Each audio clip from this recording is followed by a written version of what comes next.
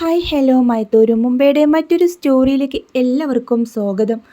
ഒടുവിൽ വൈജയന്തി ബാലചന്ദ്രനുമായിട്ടുള്ള ബന്ധം വേർപിരിയാൻ തീരുമാനിക്കാണ്. അതിനുവേണ്ടി വക്കീലിനെ കണ്ട് കോടതിയിൽ വരെ പോവാനും തയ്യാറായിരുന്നു. അങ്ങനെ കേസ് നടന്നുകൊണ്ടിരിക്കുന്ന സമയത്ത് കോടതിയുടെ അവസാന ദിവസം ബാലചന്ദ്രൻ പറയുന്നുണ്ട്, എല്ലാം വെട്ടിത്തുറന്ന് പറയും. ഞാനൊരു ഭർത്താവെന്ന നിലയിൽ എന്നെ അങ്ങനെ കരിവരിച്ച് തേക്കാൻ പറ്റില്ല. അതുകൊണ്ട് തന്നെ കോടതി മുറി വെച്ച് അവളെ ഞാൻ പൊരിക്കും. അവളുടെ മകളാണ് അലീനയെന്നും എല്ലാ സത്യങ്ങളും വിളിച്ച് പറയും. അതോടുകൂടി ശിവശങ്കരമേനോനും ഗംഗാധരമേനോനും ആകെ വല്ലാതെയാവാണ്. ലോകം മുഴുവൻ ഈ കഥ അറിയും. തൻ്റെ പെങ്ങൾ കല്യാണത്തിന് മുമ്പ് പിഴച്ച പ്രസവിച്ചതും നാട്ടുകാരുടെ മുമ്പിൽ തല കുമ്പിട്ട് നടക്കേണ്ടി വരും. ഇതിനൊരു പരിഹാരം എന്താണ്? അങ്ങനെ അവർ അലീനയെ വിളിച്ച, മോളെ നീ അറിഞ്ഞില്ലേ വിവരങ്ങളൊക്കെ? അറിയാം. അച്ഛനെ എങ്ങനെയെങ്കിലും പിന്തിരിപ്പിക്കാൻ നിനക്കാവുമോ? നാട്ടുകാരും വീട്ടുകാരും എല്ലാവരും അറിയുമ്പോൾ അതിൻ്റെ നാണക്കേട് എല്ലാവർക്കും കൂടെയാണ്. ഇവിടെ പെൺകുട്ടികളുടെ ഭാവി നഷ്ടപ്പെടില്ലേ? അതെ, ഞാൻ അച്ഛനോട് സംസാരിക്കാം. അങ്ങനെ സ്റ്റാലിൻ്റെ സമ്മതത്തോടു കൂടെ കുളത്തുപുഴയിൽ നിന്ന് പാലയിലേക്ക് വരാണ്. അവളുടെ കൂടെ സ്റ്റാലിനും ഉണ്ടായിരിക്കും. അങ്ങനെ ബാലചന്ദ്രനുമായിട്ട് രണ്ടുപേരും സംസാരിക്കുന്നുണ്ട്. കുടുംബ കോടതിയിലൊക്കെ പോയാൽ നാട്ടുകാരറിയും. നാട്ടുകാരുടെ മുമ്പിൽ തല കുമ്പിട്ട് നടക്കേണ്ടി വരും. വേറെയും മക്കളുണ്ടല്ലോ ബാലചന്ദ്രന്. അവരുടെ അവസ്ഥ എന്തായിരിക്കും? തൽക്കാലം ഇത് മറ്റെന്തെങ്കിലും വഴിയിലൂടെ ചിന്തിച്ചുകൂടെ? അച്ഛ, ഞാൻ പറയുന്നൊന്ന് കേൾക്ക്. ബബിതയുടെയും കൃഷ്ണമോളുടെയും രോഹിത്തിൻ്റെയും ഭാവി എന്താവും? നാളെ ഈ സമൂഹത്തിന് മുമ്പിൽ ഇറങ്ങി നടക്കാൻ അവർക്കാവുമോ? അവരുടെ കാര്യം കൂടെ ചിന്തിക്കേണ്ടേ?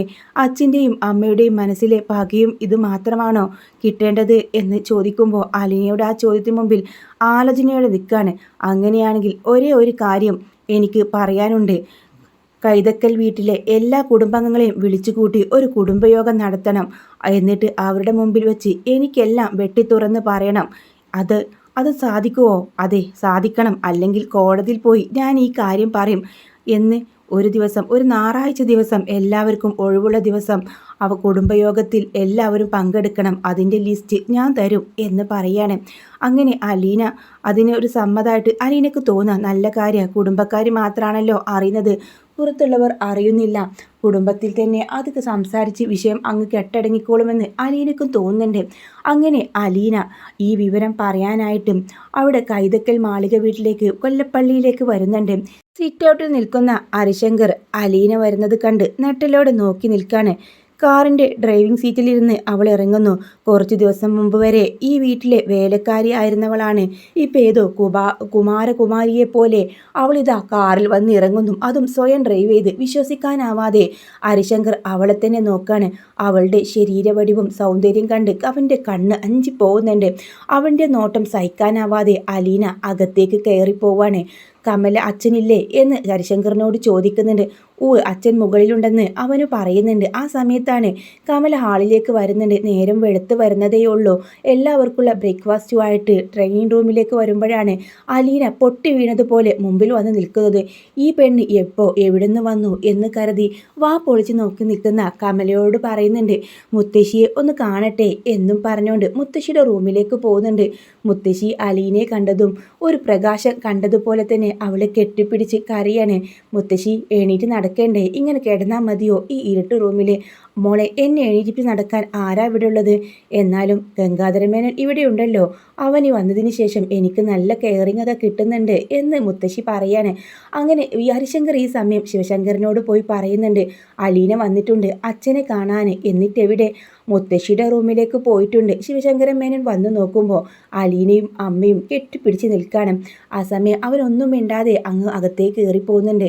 ഗംഗാധര മേനോൻ്റെ റൂമിൽ ചെന്ന് പറയാണ്, അതെ, അലീന താഴെ വന്നിട്ടുണ്ട്, അവളെ ഇങ്ങോട്ട് വിളിച്ചോണ്ട് വാ. അതെ, അമ്മയുടെ മുമ്പിലാണ്. അമ്മ ഒരു കൊച്ചു കുഞ്ഞിനെ പോലെ അവളെയും കെട്ടിപ്പിടിച്ച് കരയാണ്. കുറേ സമയം കഴിഞ്ഞപ്പോൾ അലീന ഗംഗാധരമേനോനെ ശിവശങ്കരൻ ഇരിക്കുന്നിടത്തേക്ക് വരുന്നുണ്ട്. ആ അലീന, നീ എപ്പോൾ വന്നു? എന്തായാലും വാ എന്ന് പറഞ്ഞുകൊണ്ട് അകത്തേക്ക് ക്ഷണിക്കാം. അങ്ങനെ വാതിൽ കുറ്റിയിട്ട് അവർ സംസാരിക്കുന്നുണ്ട്. അച്ഛന് ഒരു നിർബന്ധന കോടതിയിൽ പോവില്ല. പക്ഷേ കൊല്ലപ്പള്ളിയിലെ എല്ലാ കുടുംബാംഗങ്ങളെയും വിളിച്ചു വരുത്തണം. അതെന്തിനാ അവരൊക്കെ അറിയിക്കുന്നത്? അല്ലെങ്കിൽ അച്ഛൻ കോടതിയിൽ പോകുമെന്നാണ് പറയുന്നത്. ഒരു കുടുംബയോഗം അവിടെ വെച്ച് ബാലചന്ദ്രൻ്റെ നിരപരാധിത്വം തെളിയിക്കണം. വൈജയന്തി എന്താണെന്ന് എല്ലാവരുടെയും മുമ്പിലും പറയണം. അതല്ലേ അയാൾക്ക് വേണ്ടത്? ശിവശങ്കരൻ പറയുന്നുണ്ട്. അതേ എന്ന് അലീന തലയാട്ടാണ്. അങ്ങനെ ഒരു ദിവസം പറഞ്ഞിട്ടുണ്ട്, ഞായറാഴ്ച 10 മണിയാവുമ്പോൾ എല്ലാവരും ഇവിടെ എത്തിച്ചേരണം. ആ ശരി എന്ന മറ്റേ അത് മറ്റുള്ളവരുടെ മുമ്പിൽ ഇന്നും നാണം കെടുന്നില്ലല്ലോ. കോടതിയിൽ പോയാൽ നാട്ടുകാരറിഞ്ഞ് എല്ലാവരും അറിഞ്ഞ് ഇത് വലിയ സംഭവമാവുമെന്ന് ഗംഗാധരമേനും ശിവനും അറിയാം. അതുകൊണ്ട് അതിലുപരി ഇത് തന്നെയാണ് നല്ലത്. കുടുംബക്കാർ മാത്രമല്ലേ സത്യങ്ങൾ അറിയുള്ളൂ. അപ്പോൾ ഇത് തന്നെയാണ് നല്ലതെന്ന് ശിവനും ഗംഗനും തോന്നാണ്. അങ്ങനെ എന്തായാലും ഞങ്ങൾ ലിസ്റ്റ് തരാം, അപ്പോഴേക്കും എല്ലാവരെയും വിളിക്കണമെന്ന് അച്ഛൻ പറഞ്ഞിട്ടുണ്ട്. അപ്പോൾ യാത്ര പറഞ്ഞ് അലീന അവിടെ നിന്ന് പോവാണ്. അലീനയെ നോക്കി ഗംഗേട്ടൻ മനസ്സുകൊണ്ട് വിചാരിക്കുക, ഈ വീട്ടിൽ കളിച്ചു വളരേണ്ട കുട്ടിയാണ്. ഒരു അനാഥയെ പോലെ കയറി വന്ന് അവൾ അതാ പോകുന്നത്. അവളെ ഞങ്ങൾ ഉപേക്ഷിക്കാനും കൊല്ലാനും നോക്കിയതാ. എന്നിട്ട് എന്താ ഉണ്ടായത്? അവൾ തന്നെ തിരിച്ചെത്തിയിരിക്കുന്നു. വിധിയാണ് ഇങ്ങനെയൊക്കെ എന്നെല്ലാം ചിന്തിക്കുന്നുണ്ട് കേട്ടോ. അതിനുശേഷം അലീന വീട്ടിലേക്ക് പോകുന്നുണ്ട്. പാലായിൽ പോയി ബാലചന്ദ്രനോട് കാര്യങ്ങൾ പറയാണ്. അങ്ങനെ ബാലചന്ദ്രൻ ഒരു ലിസ്റ്റ് തയ്യാറാക്കി അലീനയ്ക്ക് കൊടുക്കുന്നുണ്ട്. ഞാൻ തന്ന ലിസ്റ്റിലെ ഒരാൾ പോലും വിട്ടു പോകരുത്, എല്ലാവരും വരണം, പറ്റാവുന്ന എല്ലാവരെയും ഈ കുടുംബയോഗത്തിൽ വിളിച്ചു വരുത്തണം. അലീന ആ ഒരു ഇത് മനുവിനെ ഏൽപ്പിക്കുന്നുണ്ട്. മനു ശിവനെയും ഏൽപ്പിച്ച് ഇവരൊക്കെ എന്തിനാ വിളിച്ചു വരുത്തുന്നത്? അയാൾക്ക് ഭ്രാന്താണ്, അയാൾക്ക് നെളിഞ്ഞു നിൽക്കണം, എല്ലാവരുടെ മുമ്പിലും സത്യം വെളിപ്പെടുത്തിക്കൊണ്ട്. എന്തായാലും കോടതിയിലൊന്നും പോകുന്നില്ലല്ലോ, നമ്മുടെ കുടുംബക്കാരുടെ മുമ്പിലല്ലേ, ഇതങ്ങ് സഹിച്ചേക്കാം, അല്ലാതെ മറ്റൊരു വഴി നമുക്കില്ല. അങ്ങനെ ഗംഗം പറയുമ്പോൾ ശിവനും അത് ശരി തന്നെ വെക്കുകയാണ്. അങ്ങനെ എല്ലാ കുടുംബക്കാരെയും വിളിക്കുക. ഈ സമയം അലീനയും സ്റ്റാലിനും തിരിച്ചു പോവാണ്. വിവരം വൈജയുടെയും കാതിലെത്തുന്നുണ്ട്. ഇപ്പം എന്തിനാ ഇങ്ങനൊരു കുടുംബയോഗം? അതിരിക്കട്ടെ, കുറേ വർഷങ്ങളായില്ലേ എല്ലാവരും ഒന്ന് ഒത്തൊരുമിച്ച് കൂടിയിട്ട്. എല്ലാവരെയും കാണാനും സംസാരിക്കാനും നല്ല സന്ദർഭമല്ലേ. കൈതക്കൽ വീട്ടിൽ വെച്ച് നമുക്ക് അങ്ങനെ ഒരു സംഗമം ഉണ്ടാക്കാം എന്ന് ഗംഗാധരൻ പറയുമ്പോൾ വൈജയ്ക്ക് അതിൽ തൻ്റെ അപകടമൊന്നും മണത്തില്ല. എല്ലാം കൂടെ എന്നെ പൊരിക്കാനുള്ളതാണെന്ന് അവൾക്ക് മനസ്സിലായില്ലായിരുന്നു ആ ഒരു സമയത്ത്. എല്ലാവരെയും കണ്ടിട്ട് ഒത്തിരി നാളായി, എല്ലാവരെയും കാണാം, അങ്ങനെ എല്ലാവരെയും വിളിക്കണേ ഗംഗേട്ട എന്ന് വൈജ പ്രത്യേകം പറയുന്നുണ്ട്. ആരെയും വിട്ടുപോവാതെ വിളിക്കുന്നുണ്ട് പറയാണ്. ആ സമയം കൃഷ്ണമ്മക്കും രോഹിത്തിനും ബബിതയ്ക്കും അറിയാം അമ്മയുടെ ആ ഒരു അവസ്ഥ. എല്ലാവരുടെ മുമ്പിൽ വെച്ച് അച്ഛൻ ആ കാര്യം വെളിപ്പെടുത്തുമ്പോൾ അമ്മയ്ക്ക് ഇതെങ്ങനെ സഹിക്കാനാവും എന്നായിരുന്നു അന്ന് അവരുടെ ചിന്ത. ഈ സമയമൊക്കെ അലീന ആകെ ടെൻഷനോടെ നിൽക്കുക. മനുവിനെ ഇടയ്ക്ക് വിളിക്കുന്നുണ്ട്. ഞാൻ വരണോ മനുവേട്ടാ? നീ എന്തിനാ അവിടേക്ക് വരുന്നത്? അമ്മയുടെ അവസ്ഥ, എല്ലാവരും അമ്മയെ ശ്രദ്ധിക്കണേ. ഇത് കേൾക്കുമ്പോൾ അമ്മ എങ്ങനെ ഉൾക്കൊള്ളാനാ എന്നൊക്കെ പറയുന്നുണ്ട് അവൾ. എനിക്കിവിടെ നിന്നിട്ട് നീർപ്പൊട്ടുന്നില്ല. അങ്ങനെ പിറ്റേ ദിവസം ഞായറാഴ്ച ദിവസം വന്നെത്തി.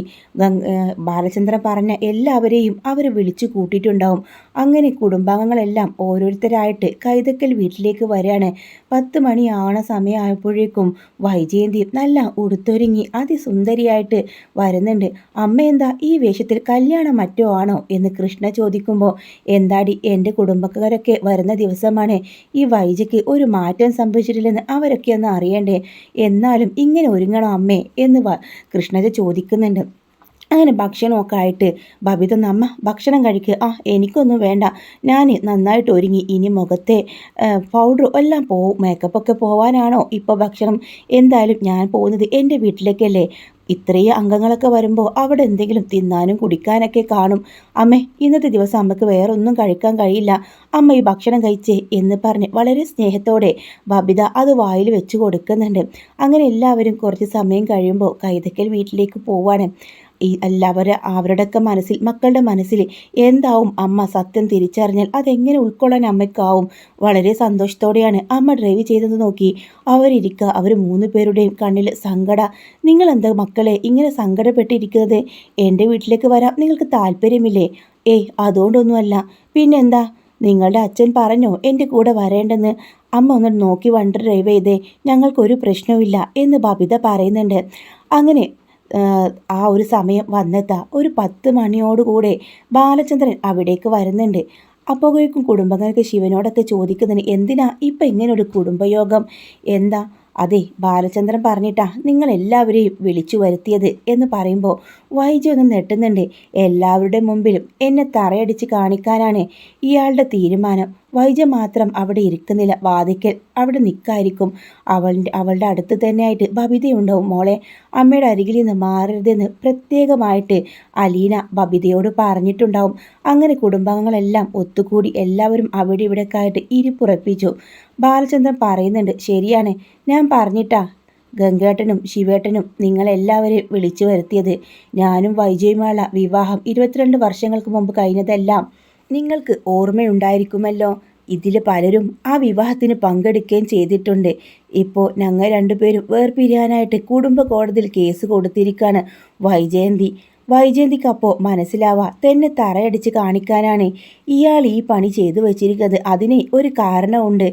എന്ത് കാരണമായാലും അതിന് ഇങ്ങനെയാണോ പോകുന്നത്? കുടുംബത്തിൽ ഒരാൾ വൈജയോട് ചോദിക്കുന്നുണ്ട്.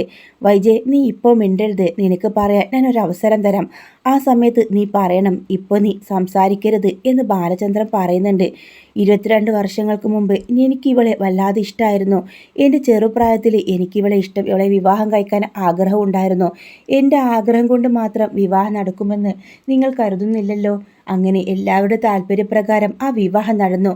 ആദ്യ രാത്രി ഈ വൈജ എന്നോടൊരു കാര്യം പറഞ്ഞു. അവൾക്ക് ഒട്ടും താല്പര്യമില്ലായിരുന്നു ഈ വിവാഹത്തിനെന്ന്. അവളുടെ ചെകിടത്തടുത്ത് നോക്കി ഒന്ന് കൊടുക്കായിരുന്നില്ലേ എന്ന് അവിടെയുള്ള മുതിർന്ന ഒരാൾ പറയുന്നുണ്ട്. ആ സമയം ബാലചന്ദ്രൻ പറയും, അങ്ങനെ ചെകിട് നോക്കി ഒന്ന് കൊടുത്തിരുന്നെങ്കിൽ എന്നോട് താല്പര്യം ഉണ്ടാവുമോ? ഇല്ലല്ലോ. അവളുടെ ആ താല്പര്യം ഇല്ലായ്മയും അവൾ എന്നോടെന്തോ ഔദാര്യം കാണിച്ചതുപോലെ ഈ 22 വർഷവും അവൾ എന്നോട് കാണിച്ചു. 22 വർഷമായില്ലേ, നിങ്ങൾക്ക് മക്കളും ജനിച്ചു, എന്നിട്ടും ഒരു മാറ്റം വന്നില്ലേ? മാറി, എൻ്റെ സ്വഭാവത്തിൽ മാറ്റം വരുത്തി. ആ സമയം വൈജ പറയുന്നുണ്ട്, നിങ്ങളുടെ സ്വഭാവത്തിൽ മാറ്റം വരുത്തുന്നോ? നിങ്ങളുടെ സ്വഭാവം മാറാൻ ഞാനൊന്നും ചെയ്തിട്ടില്ല. നിങ്ങൾക്ക് ഒരു മാറ്റവും വന്നിട്ടില്ലായിരുന്നു. കഴിഞ്ഞ ഒരു വർഷത്തിന് ശേഷമാണ് നിങ്ങളുടെ സ്വഭാവം മാറിയത്. അതെ, ഇവിടെ എല്ലാവർക്കും അറിയാം. വൈജ യുദ്ധസന്നഹായി അവിടെ തന്നെ നിലയുറപ്പിച്ചു. ബാലചന്ദ്രൻ പറയുമ്പോൾ, അങ്ങനെ ഒരു വർഷത്തിന് മുമ്പ് എന്താണ് നീ എൻ്റെ സ്വഭാവത്തിൽ മാറ്റം കണ്ടത്? ആ സമയം കുടുംബക്കാരും വൈജയോട് ചോദിക്കുന്നുണ്ട്. അമ്മയെ നോക്കാനെന്ന് പറഞ്ഞ് ഒരു വേലക്കാരി പെണ്ണ് വീട്ടിൽ വരുമ്പോഴേ ബാലചന്ദ്രന് യാതൊരു കുഴപ്പമുണ്ടായിരുന്നില്ല. അവളെ കണ്ടതും അവളുടെ തൊലിവെളുപ്പ് കണ്ട് അവളിലങ്ങ് മയങ്ങിപ്പോയി. പിന്നെ അവൾ ഭക്ഷണം വിളമ്പി കൊടുക്കണം, അവൾ കിടക്ക വിരിക്കണം, എല്ലാം അവൾ ചെയ്യണം. സ്വന്തം മക്കളോട് പോലും ഇല്ലാത്ത വാത്സല്യം അവളോട്. അവൾ പറയുമ്പോൾ ഹോട്ടലിൽ കൊണ്ടുപോകുന്നു, സിനിമ കാണിക്കുന്നു, അങ്ങനെ പല കാര്യങ്ങളും. ഒരു ദിവസം അരുതാത്ത രൂപത്തിൽ ഞാൻ ബാലചന്ദ്രനെയും വൈജയും കണ്ടു. അതങ്ങ് തിരുത്തി പറഞ്ഞേക്ക്, നീ എന്താ കണ്ടത് എന്ന് ചോദിക്കുന്നുണ്ട് ബാലചന്ദ്രൻ. രണ്ടുപേരും കെട്ടിപ്പിടിച്ച് നിൽക്കുന്നത്. ആ സമയം ഇതൊക്കെ സത്യമാണോ എന്നെല്ലാം കരുതിക്കൊണ്ട് എല്ലാവരും ബാലചന്ദ്രൻ്റെ മുഖത്തേക്ക് നോക്കാണ്. പിന്നെ ഒരു ഭാര്യയ്ക്കും സഹിക്കാൻ പറ്റാത്ത തരത്തിലുള്ള പ്രവൃത്തികളായിരുന്നു പിന്നെ അവിടെ നടന്നത്. പിന്നെ ഞാൻ എന്ത് ചെയ്യണം? ബാലചന്ദ്രൻ മറ്റൊരു റൂമിലേക്ക് താമസം മാറി. പിന്നെ എനിക്ക് കുടുംബ കോടതിയിൽ പോകണം, എനിക്ക് ഡൈവേഴ്സ് വേണം. അതിനു വേണ്ടി തന്നെയാണ് ഞാൻ കരുതിയിരുന്നത്. ഇത് എൻ്റെ തെറ്റുകളല്ല. അതൊക്കെ പറഞ്ഞ് വൈജയന്തി തൻ്റെ ഭാഗം പൂരിപ്പിച്ച് ക്ലിയറാക്കി അവിടെ വെക്കാണ്. ബാലചന്ദ്രൻ ഒരു പുച്ഛച്ചിരിയോടെ ചോദിക്കുന്നുണ്ട്, കേട്ടല്ലോ, ഇവള് പറഞ്ഞതെല്ലാം ഞാനൊരു ആഭാസനും പെണ്ണ് പിടിയനുമാണെന്നാ ഇവള് പറഞ്ഞു വരുന്നത്. ആ പറയുന്ന ആൾക്ക് ഉള്ള കാര്യത്തിലും ഒരു നീതിയും വേണ്ടേ? അങ്ങനെ പറയാൻ ഒരു അർഹതയ്ക്ക് വേണ്ടേ? ഇനി ഞാൻ പറയാം. ഈ 22 വർഷങ്ങൾക്ക് മുമ്പ് ഞാൻ ഇവളുടെ കഴുത്തിൽ താലിക്കെടുത്തതിന് മുമ്പേ ഇവള് ഒരു പെൺകുഞ്ഞിനെ പ്രസവിച്ചിരുന്നു. ഒരു പ്രസവിച്ച പെണ്ണാണ് എൻ്റെ മുമ്പിൽ യാതൊരു അവജ്ഞതയുമില്ലാതെ എല്ലാ അഹങ്കാരത്തോടു കൂടെ എൻ്റെ മുന്നിൽ തല കുനിച്ച് തന്നത് താലി കെട്ടാനായിട്ട്. അവൾ എന്നെ ചതിക്കുമായിരുന്നു. ഈ കുടുംബക്കാരെല്ലാവരും കൂടെ ചേർന്ന് എന്നെയല്ലേ ചതിച്ചത്? അവൾ ആഗ്രയിൽ വെച്ച് ഒരാളുമായിട്ട് പ്രണയത്തിലായി. എന്നിട്ട് പൂർണ്ണ ഗർഭിണിയായ പെങ്ങളെ പിടിച്ചുകൊണ്ട് നാട്ടിലേക്ക് കൊണ്ടുവന്നു. അവളെ രഹസ്യമായി പ്രസവിപ്പിച്ചു. അവളുടെ കുഞ്ഞിനെ എന്തോ ചെയ്തതിന് ശേഷം ഇവർ ഒന്നും അറിയാത്തവരെ പോലെ എന്നെക്കൊണ്ട് ഇവളെ കല്യാണം കഴിപ്പിച്ചു. ഇത് കേട്ട വൈജന്തിക്ക് തൻ്റെ തലയിൽ ഇഴുത്തി വീഴുന്ന പോലെ തോന്നാണ്. താൻ കേട്ടതെല്ലാം സത്യമോ? ഈ സത്യങ്ങളെല്ലാം മനസ്സിലിട്ടുകൊണ്ടാണോ ബാലചന്ദ്രൻ ഇത്രയും കാലം നടന്നത് എന്നോർത്ത് അവൾ ആകെ അന്താളിപ്പോവാണ്. ബബിത അമ്മയുടെ കൈ മുറുകെ പിടിക്കുന്നുണ്ട്. അതൊന്നും ഏൽക്കാതെ ബബിതയെ തുറിച്ചു നോക്കാണ്. തൻ്റെ കണ്ണുകളിൽ ഇരുട്ട് കയറുന്ന പോലെ വൈജിക്ക് തോന്നുക. അമ്മയെ ചേർത്ത് പിടിച്ച് ബബിത അവിടെ തന്നെ നിൽക്കുന്നുണ്ട്. അങ്ങനെ എല്ലാവരുടെ മുമ്പിലും ആഗ്രഹകഥകൾ അവിടെ വിളമ്പുന്നുണ്ട്. എല്ലാവരും മൂക്കത്ത് വിരൽ വെക്കുക. ഇവളെ കുടുംബ കോടതി പോയിരുന്നെങ്കിൽ ഞാൻ ഇവളോട് ഈ കാര്യം തന്നെ പറയായിരുന്നു. ഇങ്ങനെ ചതിച്ചത് ഇവരല്ലേ, അല്ലാതെ ഞാനല്ലല്ലോ.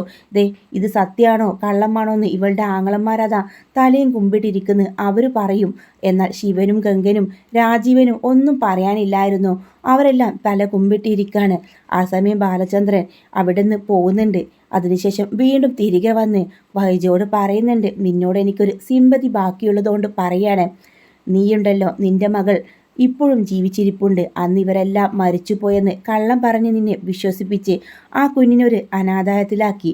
അവൾ ഇപ്പോഴും ജീവിച്ചിരിക്കുന്നുണ്ട്. നിന്നെ ചതിച്ചത് ഞാനല്ല വൈജെ, ഈ നിൽക്കുന്ന നിന്റെ കൂടപ്പിറപ്പുകൾ തന്നെയാണ്. അന്ന് പൂർണ്ണ ഗർഭിണിയായ നിന്നെ രഹസ്യമായി പ്രസവിച്ചു.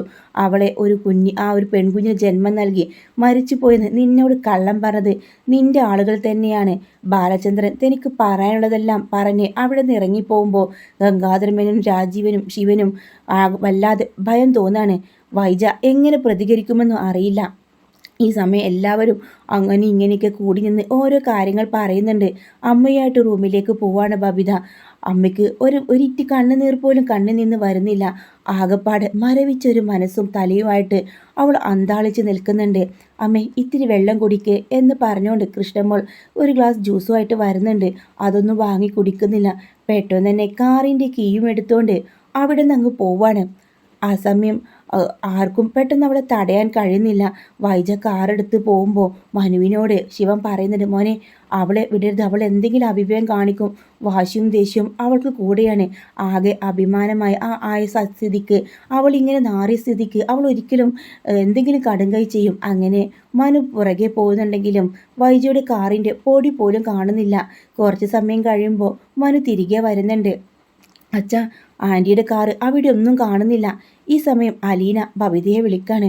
മോളെ, എന്തൊക്കെയായി അവിടെ? അമ്മയുടെ അവസ്ഥ എന്താ? അലീനച്ചിക്ക് എനിക്കൊന്നും പറയാൻ വയ്യ. മനുവേട്ടനെ വിളിക്കോ എന്ന് ചോദിക്കുന്നുണ്ട്. അങ്ങനെ ഫോൺ കട്ട് ചെയ്ത് മനുവിനെ വിളിക്കുന്നുണ്ട്. മനുവും തന്നെ, അലീന ആൻറ്റിയോട് എല്ലാം പറഞ്ഞു. ഇവിടുത്തെ വല്ലാത്തൊരു നിസ്സഹാവസ്ഥയാണ്. ആൻറ്റി ഇവിടെ നിന്ന് ഇറങ്ങി പോവുകയും ചെയ്തു. എവിടേക്ക് പോയെന്നോ എന്തോ ഒന്നും അറിയില്ല. അങ്ങനെ അലീനയും ടെൻഷനോടെ നിൽക്കാണ്. വൈജയ്ക്ക് വേണ്ടി അവരെല്ലാം അവിടെ ഇവിടെ നോക്കുന്നുണ്ട്. ചില കുടുംബാംഗങ്ങളുടെ വീട്ടിലേക്കും വിളിച്ചു നോക്കുന്നുണ്ടെങ്കിലും അവിടെയൊന്നും വൈജ എത്തിയിട്ടില്ല. അങ്ങനെ 2-3 മണിക്കൂർ കഴിഞ്ഞതിന് ശേഷം വൈജയുടെ കാറ് കുളത്തുപുയിലെ സ്റ്റാലിൻ്റെ എസ്റ്റേറ്റ് ബംഗ്ലാവിലേക്ക് വരുന്നുണ്ട്. മുറ്റത്ത് നിന്ന് ഡാനിയ ഒരു കാറ് വന്ന് നിൽക്കുന്നത് കാണാണ്. കാറിൽ നിന്നിറങ്ങിയ വൈജയെ കണ്ടതും അവൾക്ക് ബബിതയുടെ അമ്മയാണെന്ന് മനസ്സിലാവാണ്. നിന്റെ പപ്പയില്ല ഇവിടെ എന്ന് വൈജ ചോദിക്കുന്നുണ്ട്. അതെ, പപ്പ തോട്ടത്തിൽ പോയിരിക്കാണ്, വഴി ഞാൻ പറഞ്ഞു തരാം. അപ്പോഴേക്കും അലീന അങ്ങോട്ട് വരുന്നുണ്ട്. അലീനയും വൈജ കാണുന്നുണ്ട്. ഒരക്ഷരം മിണ്ടാതെ കാറിൽ കയറി നേരെ പോവാണ്. ആ ഡാനിയ പറഞ്ഞു കൊടുത്ത വഴിയിലൂടെ. പെട്ടെന്ന് അലീന ചെന്ന് സ്റ്റാലിനെ വിളിക്കുന്നുണ്ട്. പപ്പ, അമ്മ വന്നിട്ടുണ്ട്. അമ്മയോ? അതെ, പപ്പയെ തിരഞ്ഞ് അങ്ങ് തോട്ടത്തിലേക്ക് വരുന്നുണ്ട്. ഒരു ചുവന്ന കാറാണ്. അവൾ ഒരു സിഗ്നൽ നൽകുന്നുണ്ട്. ശരി, ഞാൻ നോക്കിക്കോളാം. അങ്ങനെ സ്റ്റാലിൻ ഫോൺ കട്ട് ചെയ്യുമ്പോഴേക്കും കാറ് തനിക്കും അഭിമുഖമായി വന്ന് നിൽക്കുന്നത് അയാൾ കാണുന്നുണ്ട്. അതിൽ നിന്ന് വൈജ ഇറങ്ങാണ്.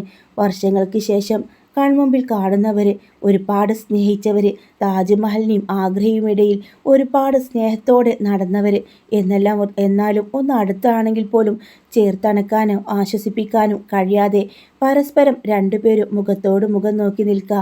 നനുത്ത കാറ്റുപോലെയുള്ള വൈജയുടെ സ്വരം, ലാലിച്ച. ആ സമയം ലാലിച്ചൻ്റെ മനസ്സിൽ പല ചിന്തകളും ഓർമ്മകളും കടന്നു വന്നു. ഒരേ ഒരു കാര്യം എനിക്കറിയണം, നമ്മുടെ മകൾ ജീവിച്ചിരിപ്പുണ്ടോ? അവൾ അലീനയാണോ എന്ന് ചോദിക്കാണ്. ആ സമയം ലാലിച്ചൻ വൈജയുടെ കണ്ണുകളിലേക്ക് നോക്കി പറയുന്നുണ്ട്, അതെ, നമ്മുടെ മകളാണ് അലീന. എല്ലാവരും കൂടെ നമ്മളെല്ലാ രണ്ടുപേരും ചതിച്ചു. അത് എൻ്റെ വീട്ടുകാരും നിൻ്റെ വീട്ടുകാരും കൂടെ ചേർന്ന് നമ്മുടെ പൊന്നു മോളാണ് അലീന. ഒരുപാട് ആഗ്രഹിച്ചതല്ലേ അവളൊത്തുള്ളൊരു ജീവിതം. അവളുടെ ഏറ്റവും വലിയ ആഗ്രഹം എന്തായിരുന്നു അറിയാമോ? നിൻ്റെ മുമ്പിൽ അവളെ നിർത്തിക്കൊണ്ട് നമ്മുടെ മോളാണ് ഇവളെന്ന് പറയേണ്ടതായിരുന്നു. പക്ഷേ അവളായിരുന്നു ഏറ്റവും കൂടുതൽ അതായിരുന്നു അവൾ ആഗ്രഹിച്ചത്. വൈജ തൻ്റെ മകളാണ് അലീന അറിഞ്ഞപ്പോൾ അവിടെ നിന്ന് മുട്ടുകുത്തിയിരുന്ന് പൊട്ടിക്കരയാണ്. അവൾ കരയട്ടെ, മനസ്സ് ശാന്തമാവട്ടെ എന്ന് കരുതിക്കൊണ്ട് വൈജയോടൊന്നും പറയുന്നില്ല സ്റ്റാലിൻ. ഡോറ് തുറന്ന് കാറിൻ്റെ സ്റ്റിയറിങ്ങിൽ എത്ര നേരം അവളങ്ങനെ ഇരുന്നു പോലും അറിയില്ല. അങ്ങനെ കുറേ സമയം വൈജ തല കുമ്പിട്ടിരിക്കുന്നുണ്ട്. അവൾക്ക് കാർ ഡ്രൈവ് ചെയ്ത് തിരികെ പോകാനാവുമോ എന്ന് പോലും സ്റ്റാലിൻ സംശയിച്ചു. അതിനെ കുറേ സമയത്തിന് ശേഷം സ്റ്റാലിൻ അവിടെ തന്നെ നോക്കി നിൽക്കെ വൈജ കാറും എടുത്ത് പോകുന്നുണ്ട്. വൈജ പോയപ്പോഴാണ് സ്റ്റാലിൻ തിരികെ ബംഗ്ലാവിലേക്ക് എത്തിയത്. അലീന ടെൻഷനോടെ കാത്തിരിക്കുക. പപ്പ, അമ്മയെ കണ്ടോ? അതെ, കണ്ടു. എന്നോട് പറഞ്ഞു നീയാണ് മകളെന്ന് ആണെന്ന് എന്നോട് ഇങ്ങോട്ട് ചോദിച്ചു. അപ്പോഴേക്കും വല്ലാത്തൊരവസ്ഥയിലായിരുന്നു. എത്രയോ സമയം സ്റ്റാരിങ്ങിൽ തലവെച്ച് അവൾ ഒരേ ഇരിപ്പായിരുന്നു. അവൾക്ക് ഉൾക്കൊള്ളാൻ കഴിയുന്നില്ലായിരുന്നു. എന്നിട്ടും പപ്പ, അമ്മ എന്നെ കാണാൻ വന്നില്ലല്ലോ. അതെ, അവൾ വന്നോളൂ. അവൾ വല്ലാത്ത മാനസികാവസ്ഥയിലാണ് അവളിപ്പോൾ. മകളാണെന്നറിയുമ്പോൾ പപ്പയുടെ കൂടെ അമ്മ ഇങ്ങോട്ട് വരുമെന്ന് ഒരുപാട് പ്രതീക്ഷിച്ചു. മോൾ അങ്ങനെയൊന്നും പ്രതീക്ഷിക്കേണ്ട. നിനക്കറിയാലോ അവളുടെ സ്വഭാവം. നിന്റെ മുമ്പിൽ വരാനും നിന്റെ മുഖത്ത് നോക്കാനും നാണക്കേടും അപമാനവും ഉണ്ടാവും. അങ്ങനെ ഈ സമയം ഇവിടെ വന്നിരുന്നു എന്ന കാര്യം അലീന അവിടെ വിളിച്ച് അറിയിക്കുന്നുണ്ട് മനുവിനെ. മനു ഈ വിവരമെല്ലാം ഗംഗാധരനെയും ശിവനെയും പറയും. വൈജയാൻറ്റി കൊളത്തുപോയിൽ ചെന്നിരുന്നെന്ന് സ്റ്റാലിനെ കണ്ടു. അലീനയാണോ നമ്മുടെ മകളെന്ന് ചോദിച്ചെന്ന്. അപ്പോഴേക്കും കുടുംബങ്ങൾക്കിടയിലൊക്കെ അലീന ഇത്രയും കാലം വീട്ടുവേലക്കാരിയായി ജോലി ചെയ്തിരുന്നവൾ വൈജ പ്രസവിച്ച മകളാണെന്ന് അവർക്കൊക്കെ ഇടയിലേക്ക് പരന്നു കഴിഞ്ഞിരുന്നു. ഓ, ആ സ്വന്തം മകളെയും ഭർത്താവിനെയും ചേർത്താണല്ലേ അവൾ കള്ളക്കഥകൾ ഉണ്ടാക്കിയത്. എല്ലാവരും മുഖത്ത് വിരൽ വെച്ചു. അതവൾക്ക് അറിയില്ലല്ലോ അവളുടെ സ്വന്തം മകളാണെന്ന്. എന്നാൽ ബാലചന്ദ്രൻ ഇതെങ്ങനെ അറിഞ്ഞു? അങ്ങനെ പല സംസാരങ്ങൾ അവിടെ നടന്നുകൊണ്ടിരിക്കുന്നുണ്ട്. ഇവരുടെ ഈ സംസാരമൊക്കെ വല്ലാതെ അസഹനീയത തോന്നുന്നുണ്ട് ഗംഗേട്ടന്. ഇനിയിപ്പോൾ പ്രത്യേകിച്ചൊന്നും പറയാനില്ല, എല്ലാവർക്കും പിരിഞ്ഞു പോകാം എന്ന് ഗംഗാധരമേനോൻ പറയാ. ഓരോ കുടുംബക്കാരും അങ്ങനെ പോകുന്നുണ്ട്. ആ സമയത്ത് ആണ് വൈജ സദ്യയായിട്ടും തിരിച്ചു വരുന്നില്ല. കൊളത്തുപോയിൽ നിന്ന് ഇങ്ങോട്ട് ഡ്രൈവ് ചെയ്ത് വരണമെങ്കിൽ എന്തായാലും 4 മണിക്കൂർ എടുക്കും. ഇവിടേക്ക് വന്നില്ലല്ലോ. രാത്രി 9 മണിയായി. വൈജയെ കാണുന്നില്ല. വാടക വീട്ടിലും നെടുമ്പുരക്കിലൊക്കെ പോയി അന്വേഷിക്കുന്നുണ്ടെങ്കിലും വൈജ അവിടെ എത്തിയിട്ടുണ്ടായിരിക്കില്ല. അങ്ങനെ ഒരു കുടുംബ വീട്ടിൽ നിന്ന്, ശ്രീകുമാറിൻ്റെ വീട്ടിൽ നിന്ന് ഗംഗാട്ടന് ഒരു കോൾ വരികയാണ്. വൈജ ഇങ്ങോട്ട് വന്നിട്ടുണ്ട്. അമ്മയ്ക്ക് ഓർമ്മ പോലുമില്ല. അമ്മയോട് പല കാര്യങ്ങളും അവൾ ചോദിക്കാണ്. കാറിൻ്റെ കീ ചോദിച്ചിട്ട് ഞങ്ങൾ കൊടുത്തില്ല. വല്ലാത്തൊരവസ്ഥയിലാണ് വൈജ ഇങ്ങോട്ട് കയറി വന്നത്. അവളെ ഞങ്ങൾ വിടുന്നില്ല എന്ന് പറയാട്ടോ. അവളെ വിടേണ്ട, ഞങ്ങൾ അങ്ങോട്ട് വരാം എന്ന് പറഞ്ഞുകൊണ്ട് രാജീവനും ശിവനും കൂടെ ഈ വൈജയെ തേടി ശിവകുമാറിൻ്റെ വീട്ടിലേക്ക് പോകുന്നുണ്ട്. അവിടെ എത്തിയതും വൈജക്ക് അല്ലാതൊരു വയലൻ്റ് ആവാട്ടോ. അങ്ങനെ വൈജ പോകുന്നത് ഒരു ആശ്രമത്തിലേക്കാണ്. ഒരാശ്രമത്തിൽ എല്ലാ കാര്യങ്ങളും ഉപേക്ഷിച്ച്, തൻ്റെ എല്ലാ ജീവിതവും ഉപേക്ഷിച്ച് ഒരു നല്ല സ്ത്രീയാവാൻ വേണ്ടി, അവളുടെ മനസ്സിന് സാന്ത്വനം കിട്ടാൻ വേണ്ടി അവൾ അവിടെ തുടരാണ്. അവിടുത്തെ സന്യാസിനി പറയുന്നുണ്ട്, ഇവിടെ വന്ന് ആരും മനഃശാന്തിയോടെ തിരിച്ചു പോവുള്ളൂ. നിങ്ങളുടെ കൂടെപ്പിറപ്പിന് യാതൊരു പ്രശ്നമില്ല. അവൾ നല്ല മനഃശാന്തിയോടുകൂടെ തന്നെ അവൾ തിരിച്ചു വരും എന്ന് പറയാട്ടോ. അങ്ങനെ കുറേ ദിവസങ്ങൾക്ക് ശേഷമാണ് വൈജയന്തി നെടുമ്പുരക്കിലേക്ക് വരുന്നുണ്ട്. പകയില്ല, ആരോടും ദേഷ്യമില്ല, അഹംഭാവമില്ല. അങ്ങനെ പൂർണ്ണമായി അടിമുടി മാറിയ ഒരു വൈജയന്തി ആദ്യം പോകുന്നത് കൈതക്കൽ മാളിക വീട്ടിലേക്കാണ്. ഗംഗാട്ടനും ശിവനുമെല്ലാം അവളെ കണ്ടതും അമ്പരപ്പോട് ചോദിക്കുന്നുണ്ട്, വൈജി നീയോ? എന്താ നിനക്ക് തിരിച്ചു വരാൻ തോന്നിയത്? എത്ര പ്രാവശ്യം നീ നിൽക്കുന്ന ആശ്രമത്തിൽ ഞങ്ങളെല്ലാവരും വന്നു, നീ ഞങ്ങളുടെ കൂടെ വന്നില്ലല്ലോ. സൗമ്യമായ സ്വരത്തിൽ വൈജ പറയുന്നുണ്ട്, എല്ലാവരെയും കാണണമെന്ന് എനിക്ക് തോന്നി. കമല അവൾക്ക് ഒരു കപ്പ് ചായ കൊണ്ടുവന്ന് കൊടുക്കുമ്പോൾ നന്ദി പറഞ്ഞുകൊണ്ട് അത് വാങ്ങാം. കമലക്ക് തന്നെ ആ വൈജയുടെ മാറ്റം കണ്ട് അത്ഭുതം തോന്നുന്നുണ്ട്. ചായ മാത്രം കുടിച്ച് ഗ്ലാസ് അവിടെ വെച്ച് യാത്ര പറഞ്ഞ് അവിടെ നിന്ന് ഇറങ്ങുമ്പോൾ കമല ഓർത്തു പോവാണ്, എന്തൊരു അഹങ്കാരത്തോടെയാണ് പലപ്പോഴും ഈ വീട്ടിലേക്ക് വരെ കയറി വന്നിട്ടുള്ളത്. ഇങ്ങനെ ഒരാൾക്ക് മാറാൻ കഴിയുമോ എന്ന് പോലും കമലക്ക് തോന്നുന്നുണ്ട്. അല്ല വൈജെ, നിന്റെ കാർ ഇപ്പോഴും ശ്രീകുമാറിൻ്റെ വീട്ടിലാണല്ലോ, അതെടുത്തു കൊടുന്നില്ലല്ലോ, നീ എങ്ങനെയാ വന്നത്? ശിവൻ ചോദിക്കുമ്പോൾ ഞാൻ ബസ്സിലാണ് വന്നത്, ഞാൻ നിന്നെ നെടുമ്പുരക്കിൽ കൊണ്ടുവിടാം. വേണ്ട, ബസ്സും ഓട്ടോയൊക്കെ കിട്ടുമല്ലോ, ഞാൻ തനിയെ പൊയ്ക്കോളാം എന്നും പറഞ്ഞുകൊണ്ട് ഒരു ഓട്ടോയിൽ കയറിക്കൊണ്ട് നെടുമ്പുരക്കിലേക്ക് പോവാണ്. സിറ്റ് ഔട്ടിൽ തന്നെ അമ്മ വന്ന വിവരം അറിഞ്ഞ് കൃഷ്ണമോൾ കാത്തു നിൽക്കുന്നുണ്ടായിരുന്നു. അമ്മ ഒരു ഓട്ടോയിൽ വന്നിറങ്ങുമ്പോൾ അവൾക്ക് ആശ്ചര്യമായി. മുറ്റത്തേക്ക് തൻ്റെ അടുത്തേക്ക് നടന്നു വരുന്നത് മറ്റൊരു സ്ത്രീയാണെന്ന് പോലും അവൾക്ക് തോന്നി. അമ്മയെ കണ്ടതും കൃഷ്ണമോൾ ഓടി വരുന്നുണ്ട്. മോളെ, നിനക്കിന്ന് ക്ലാസ്സില്ലേ എന്ന് ചോദിക്കുന്നുണ്ട്. തൻ്റെ പഴയ അമ്മയല്ല, സൗമ്യയും സ്നേഹം നിറഞ്ഞ ശബ്ദം. കണ്ണുകളിൽ നോക്കുമ്പോൾ വാത്സല്യം വഴിഞ്ഞൊഴുകുന്നു. ഒരിക്കൽ പോലും അമ്മയെ ഇങ്ങനെ കണ്ടില്ലല്ലോ എന്ന് കൃഷ്ണ ആലോചിക്കുന്നുണ്ട്. ബബിത വരുന്നുണ്ട്. അങ്ങനെ അമ്മയെ അകത്തേക്ക് കൂട്ടിക്കൊണ്ടു പോവാണ്. അതിനുശേഷം ബബിത ഫോണെടുത്ത് ബാലചന്ദ്രനെ വിളിക്കുക. ബാലചന്ദ്രൻ തൻ്റെ ടെക്കി ഷോപ്പിലായിരിക്കും. അമ്മ വന്നിട്ടുണ്ട്. ആണോ, എപ്പോൾ എത്തി എന്ന് ബാലചന്ദ്രൻ ചോദിക്കുക. കൂടുതലൊന്നും അയാൾ ഒന്നും പറയുന്നില്ല. ബബിത ഒന്നും പറയുകയും ചെയ്യുന്നില്ല. അങ്ങനെ ഒരുപാട് സമയമായപ്പോൾ, രാത്രി സമയമായപ്പോൾ ബാലചന്ദ്രൻ വരുന്നുണ്ട്. അതിനു മുമ്പേ വൈജ കിച്ചണിൽ നിന്നുകൊണ്ട് ഭക്ഷണം കഴിക്കു തുടങ്ങിയിരുന്നു.